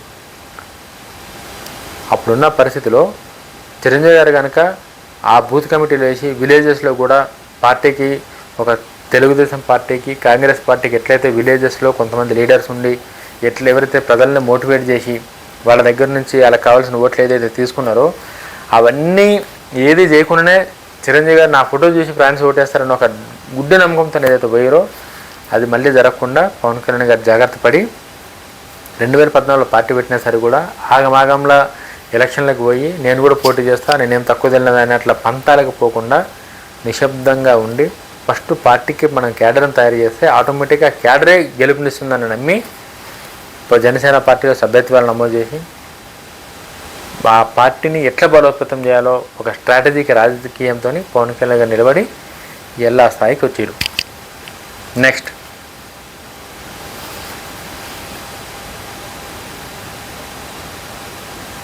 జనసేన వ్యూహాలపై ప్రజారాజ్యం చూపిన సామాజిక ప్రభావం. ప్రజారాజ్యం పార్టీకి కామ సమాజం వారికి అండగా నిలిచిన కేవలం ఒకే వర్గానికి పరిమితమైన పార్టీగా ముద్ర పడింది. పార్టీ అభ్యర్థుల పేర్లు ప్రయత్నించాయి, ఇది ఆ పార్టీకి నష్టం చేసింది. ప్రజారాజ్యం పార్టీ అనేది చిరంజీవి గారికి సంబంధించిన ఒక కాపు కులానికి సంబంధించిన పార్టీ ఇది అని చెప్పేసి కాపు కులానికి సంబంధించిన వాళ్ళే ఈ పార్టీకి మద్దతు చేశారు. వేరే కులాలు ఈ పార్టీ దరిదాపులు కూడా రాలేదు.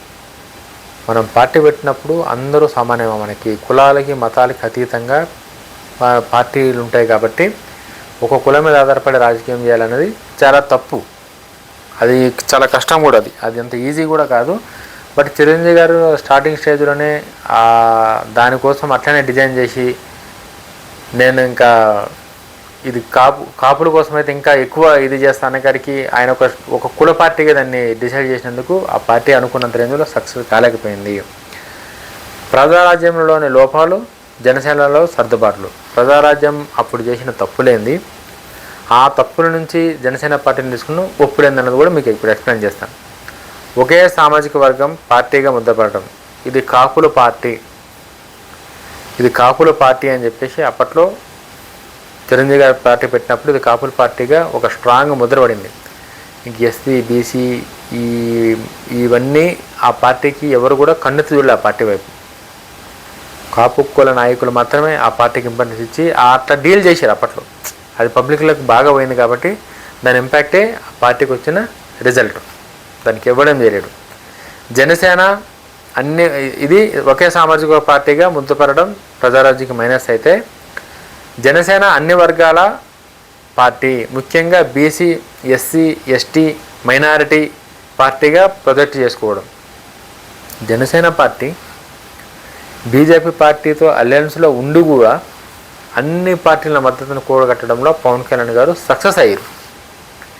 ఎక్కడ సక్సెస్ అయ్యారని చెప్పేసి అంటే ఆయన ఏడికి పోయినా సరే కూడా బీసీ, ఎస్సీ, ఎస్టీ, మైనారిటీ పార్టీలను కూడా దగ్గర తీసుకొని పార్టీలో వాళ్ళకు కూడా కొన్ని ఉన్నతమైన పదవులు ఇచ్చి వాళ్ళని రాజకీయంగా ఎంకరేజ్ చేసి ప్రజలలో జనసేన పార్టీ అనేది ఒక కుల పార్టీ కాదు, అందరి పార్టీ అనేది ఒక ప్రజల్లోకి తీసుకెళ్లడంలో పవన్ కళ్యాణ్ గారు చాలా పెద్దగా సక్సెస్ అయ్యారు.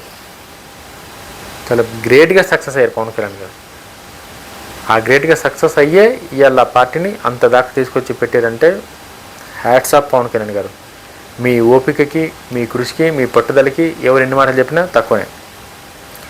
కేవలం సినిమా గ్లామర్పై ఆధారపడటం, ఇది ప్రజారాజ్యం పార్టీది. ప్రజారాజ్యం పార్టీ కేవలం సినిమాలకు సంబంధించిన ఆ గ్లామర్ చిరంజీవి గారు క్రేజీతోనే మాకు ఓట్లు పడతాయి అన్న ఒక పిచ్చి నమ్మకంతోనైతే వాళ్ళు ఏదైతే చేసిరో అదే వాళ్ళకి పెద్ద బొక్క పెట్టింది. అప్పట్లో కేవలం సినిమా గ్లామర్ నమ్మడమే ఆ పార్టీ. అంటే ఎవరు చిరంజీవి గారిని చూసి ఎందుకు ఓటేయాలి? చిరంజీవి గారు ఆయన హీరో కాబట్టి 10 సార్లు చూస్తాను నాకు సినిమా నచ్చితే, 20 సార్లు చూస్తాను టికెట్ పెట్టుకొని. బట్ నేను ఓటు ఎందుకు వేయాలి రాజకీయాలకు వస్తే? అప్పుడు ఆ ప్రజలకు ఆ ప్రశ్న వచ్చింది కాబట్టి సినిమా గ్లామర్కి ఓట్లు వేయలేరు వాళ్ళు. నిరంతరం ప్రజల్లో ఉంటూ జనసేన పార్టీ సిద్ధాంతం నిరంతరం ప్రజల్లో ఉంటూ ప్రజా సమస్యలపై పోరాడే రాజకీయ గ్లామర్గా మార్చడం. పవన్ కళ్యాణ్ గారు ఒక హీరో అనేది పక్కన పెట్టేస్తే ఆయన ఒక హీరోని పక్కన పెట్టేస్తే నిరంతరం ప్రజల కోసం పనిచేసే ఒక వ్యక్తిగా, ప్రజల కోసం పోరాడే ఒక నాయకుడిగా, ప్రజల కోసం పోరాడే ఒక పార్టీగా జనసేన పార్టీ చాలా మంచి పేరు తెచ్చుకుంది ప్రజలలో. ఇది కేవలం ఒకరికి కాదు, అందరికీ అని చెప్పి. నాయకత్వంలో గందరగోళం. ప్రజారాజ్యం పార్టీలో అసలు ఒకవేళ ఎవరు కింగ్ మేకర్? చిరంజీవి గారు చెప్పింది నడవాలనా, పవన్ కళ్యాణ్ గారు చెప్పింది నడవాలనా, అల్లు అరవింద్ గారు చెప్పింది నడవాలనా? అసలు ఎవరు నాయకత్వంలో ఎవరు అసలు కింగ్ మేకర్ ఎవరు, డిసిజన్ మేకర్ ఎవరు? ఈ క్లారిటీ ఏదీ లేదు ప్రజారాజ్యంలో. అల్లు అరవింద్ గారు నచ్చింది ఆయన చేసిండు, చిరంజీవి గారికి నచ్చింది చిరంజీవి గారు చేసిరు, పవన్ కళ్యాణ్ గారికి నచ్చింది పవన్ కళ్యాణ్ గారు చేశారు. అప్పట్లో ఒక క్లారిటీ అనేది లేదు. ఒక పార్టీ అధినేత, ఒక పార్టీ నాయకుడు, ఈ పార్టీ నాయకుడు చెప్పిందే వేదం, పార్టీ నాయకుడు చెప్పిందే వినాలి, ఇదేదీ లేదు అప్పట్లో. ఏదో నడిచిపోయిందా, అయిపోయింది అంతే. ఎవరు చెప్పినా వినేసేయాలి, కొట్టేసేయాలి, ఏదో నచ్చింది చేసేయాలి, అట్లా నడిచింది. పవన్ కళ్యాణ్ ఏక అంకిత భావం, అది ప్రజారాజ్యంలో. ఇక్కడ జనసేన పార్టీకి వచ్చేసరికి ఏ సిచ్యువేషన్ అయినా సరే కూడా పవన్ కళ్యాణ్ గారి మాట ఫైనల్. ఏ డిసిజన్ అయినా సరే కూడా పవన్ కళ్యాణ్ గారే తీసుకోవాలి, ఆయన చెప్పిందే వేదం. పార్టీలో ఆయన ఎవరితో మాట్లాడతాడు, ఎట్లా మాట్లాడుతాడు, ఎవరి ఇన్పుట్ తీసుకోవడం అనేది ఆయన పర్సనల్ అది. బట్ బయటకు వచ్చేసరికల్లా పవన్ కళ్యాణ్ గారు చెప్పిందే నడవాలన్నది జనసేన పార్టీ ఒక సిద్ధాంతం. కాబట్టి ఇలా పార్టీ అంత గట్టిగా నిలబడి కూటమితో కలిసి ఒక మంచి పేరు తెచ్చుకొని ఒక గొప్ప పార్టీగా ముందుకు పోతుంది. పవన్ కళ్యాణ్ గారు తన ప్రసంగాలు తరచూ తాను కేవలం ఒక కులానికి ప్రతినిధి కానని, సమాజంలో అన్ని వర్గాల సంక్షేమం కోసమే జనసేన పనిచేస్తుందని బలంగా చెప్పడానికి కారణం ప్రజారాజ్య అనుభవమే. ప్రజారాజ్యం పార్టీ ఒక కులానికి సంబంధించిన పార్టీగా ముద్రపడింది కాబట్టి వేరే కులాలు ఈ పార్టీ దరిదాపుల్లోకి రాలేదు. కాబట్టి ఈ జనసేన పార్టీకి అసలు తప్పు జరగకుండా చాలా క్లియర్గా, చాలా మంచి మెసేజ్తోని ఈ పార్టీ మనందరిది, అన్ని వర్గాలది, అన్ని వర్గాల సంక్షేమం కోసమే ఈ పార్టీ పెట్టిన, అన్ని వర్గాల ఉన్న వాళ్ళకు కూడా నా పార్టీలోకి తీసుకుని నేను వాళ్ళకి కూడా ఒక మంచి ఇంపార్టెన్స్ ఇస్తా అని చెప్పి పవన్ కళ్యాణ్ గారు చెప్పడం అనేది చాలా మంచి నిర్ణయం, ఎక్సలెంట్. అది ఓర్పు, పట్టుదల, కంటిన్సెన్సీ అనేది చాలా అవసరం ఏ దానికన్నా. ఒక పవన్ కళ్యాణ్ గారు మన జీవితంలో కూడా, ఈవెన్ మన జీవితంలో కూడా కంటెన్సెన్సీ అనేది చాలా అవసరం. అది పవన్ కళ్యాణ్ గారిలో గ్రామాల్లో కిలోలో కాదు, టన్నుల్లో ఉంది అది. చిరంజీవి 2008లో ఓటమి ఎదురు కాగానే కొద్ది రోజుల్లోనే రాజకీయాల పట్ల విరక్తి చెంది పార్టీని విలీనం చేసి తిరిగి సినిమాల్లోకి వెళ్ళిపోయాడు. పార్టీ ఓడిపోగానే ఆయన అనుకున్న సక్సెస్ రాలేదని చెప్పి ఓపిక లేకుండా ఈ అమ్మ ఏంది ఇట్లా అయిందని చెప్పేసి వదిలేసి సినిమాల్లోకి పోయాడు మళ్ళీ. బట్ పవన్ కళ్యాణ్ గారు అటువంటి తప్పు జరిగినా సరే కూడా 2019లో 2 దగ్గరలో ఓడిపోయినా సరే కూడా, పార్టీకి 10 మంది ఎమ్మెల్యేలు గెలవలేకపోయినా సరే కూడా ఎక్కడ కూడా నిరుత్సాహపడకుండా, ఎక్కడ కూడా బాధపడకుండా, ప్రజలను తిరస్కరించారు, ప్రజలకి అసలు నా మీద ప్రేమే లేదు, ఎటువంటి కన్సర్న్ లేదన్న ఇది ఎక్కడ పెట్టుకోకుండా పట్టుదలతో కష్టపడి ఇలా డిప్యూటీ సీఎంగా కూర్చున్నారు. 2000 పవన్ కళ్యాణ్ గారు తప్పు చేయలేదు, చిరంజీవి గారు చేసిన తప్పు పవన్ కళ్యాణ్ గారు చేయలే. 2019 ఓటమి తర్వాత నిలకడ. 2019లో జనసేన కేవలం 1 సీటే గెలుచుకుంది. స్వయంగా పవన్ కళ్యాణ్ గారు 2 చోట్ల ఓడిపోయారు. ప్రజారాజ్యం చరిత్ర తెలిసిన వారంతా జనసేన కూడా క్లోజ్ అవుతుందని భావించారు. పవన్ కళ్యాణ్ గారు ఓడిపోయినప్పుడు చాలా ఇంపార్టెంట్ విషయం, ఇది చాలా ఇంపార్టెంట్ విషయం. పవన్ కళ్యాణ్ గారు ఓడిపోయినప్పుడు వాళ్ళందరూ కూడా ఇంకా ఇది కూడా ఇంకో ప్రజారాజ్యం పార్టీ అవుతుంది, ఓడిపోదు, ఇంకా అయిపోయింది, దీనికి ఇంకెవడేం చేయలేడు, ఇది కూడా సేమ్ అట్లనే అవుతుంది అన్న మైండ్ సెట్తో చేసి డిసైడ్ అయిపోయారు ఓడిపోతుందని చెప్పి. బట్ స్వయంగా పవన్ కళ్యాణ్ గారు వ్యూహం వేరు. ఆయన ఓటమిని స్వీకరించింది. పవన్ కళ్యాణ్ గారు ఓటమిని స్వీకరించింది, ఆయన యాక్సెప్ట్ చేసిండు. సరే ఈసారి నన్ను ఓడగొట్టినావు కదా, నేను గెలవకపోతానని ఓటమిని స్వీకరించి మరింత పట్టుదలతో ప్రజల్లో ఉన్నారు. ఓడిపోయినా సరే కూడా ఎక్కడ వెనకడగేయకుండా ప్రజల్లో నిలబడి ప్రజలతోనే ఉండి ఓటమిని కూడా ఎంజాయ్ చేసిండు ఆయన పవన్ కళ్యాణ్ గారు. వారాహి యాత్రలు, కౌరవేతల భరోసాలు ద్వారా పార్టీని బ్రతికించుకున్నాడు. రాజకీయాల ఓర్పం ఎంత ముఖ్యమో ప్రజారాజ్యంలో చేసిన పతనానికి పవన్కు నేర్పిన పాఠం. రాజకీయాల ఓర్పు అనేది ఎంత అవసరం అంటే పవన్ కళ్యాణ్ గారిని చూసిన తర్వాత ఆ ఓర్పు కోసం మనకి అర్థమవుతుంది. కూటమి ఏర్పాటు, పొలిటికల్ మెచ్యూరిటీ. ప్రజారాజ్యం